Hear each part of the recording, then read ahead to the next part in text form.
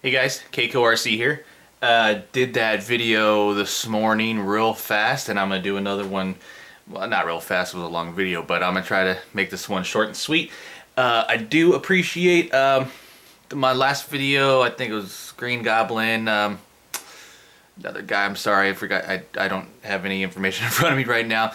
But basically, I do appreciate you guys giving me a heads up on what to look for and this and that.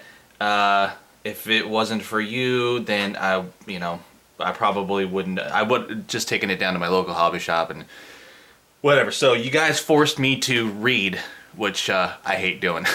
Anyway, like I said, I do appreciate that. So what I did is, I know when you guys basically was saying, looks like the servo is going to rip itself out of the truck. That is very true. It did look like that, and I set my endpoints by just going. I eyeballed it. You can really only eyeball it because there's nothing to reference on the actual transmitter itself. But I went somewhere like 75 to 100. I'm assuming it's probably 100 because you can go to 150. Did that left and right. It seemed to work it out pretty good. Of course, I just did my throttle and brake 100%, and I left it on this reverse setting up here. Now, you guys said to recalibrate and everything like that. I didn't have in the manual that comes with the truck. It doesn't have specifics for the receiver, so I just went to Spectrum website and downloaded the PDF, and then it had some information about if you change your endpoints, this and that. It didn't really say too much about changing the receiver itself. It just saying if you change any settings through the transmitter, and if you want to reverse your servo, any of your servos. If you were running a nitro, you'd have a throttle servo as well. So anytime you reverse a servo, it only tells what's going on here. And yes, it will work with the vehicle, but this has AVC, so the AVC didn't know what was going on. It was opposite inside the receiver because this doesn't control the receiver. So I did all that, and then I recalibrated, but binded the two together, and it was real easy. I got the manual sitting right here in front of me, real simple. And so now it's still in the reverse setting on the transmitter. Now I didn't try to put it forward or nothing because I'm assuming this servo says that's the way it turns, so it is what it is. So I left it in reverse. Let's power it on, and I'll do my radio. And so you see, well, you can't see, never mind. I go right, it goes right. I go left, it goes left. Exactly what you want. Now, it sometimes doesn't center itself exactly, and I'm not sure why that's doing that. It's like when it comes from left going back to right. I don't know what that is. It's not a big issue for me because I'm not just letting go of the steering wheel while I'm driving and letting it try to center itself like you would like a regular car. You're constantly on that steering wheel. And the coolest thing, let's just turn this AVC all the way up. I'm gonna go left and see how it's countering the way I'm turning the truck. Exactly what it's supposed to do.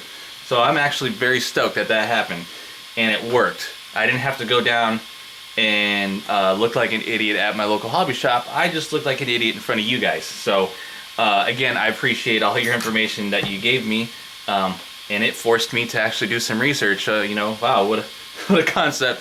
So yeah, now I know in the future, this is the stuff I'm going to remember.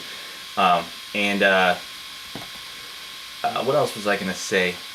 So you can see the servo. Let's see, let's do this. Let's try to zoom you in. Oh, that's out. Okay. I don't know if you can see that.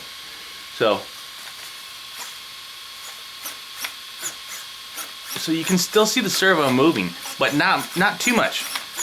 I mean, it's moving, yes, but it, to me, when I look at it, it's not as drastic as it was before, because I'm not going so far that I'm actually forcing the stops here in the knuckle in the upper control arm.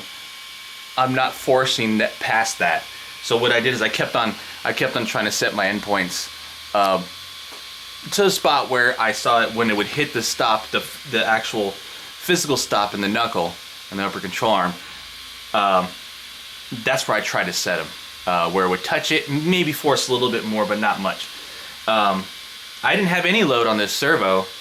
I disconnected the steering arm right here, and it still was jumping around on these mounts. It's just because, you know, I didn't smash these rubber, just like the stock one. I didn't smash them down.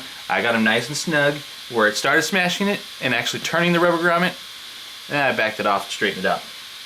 So that's, you're gonna get a little flex there. It's obviously a good thing because you don't want it too hardcore attached to your frame or your servo mount.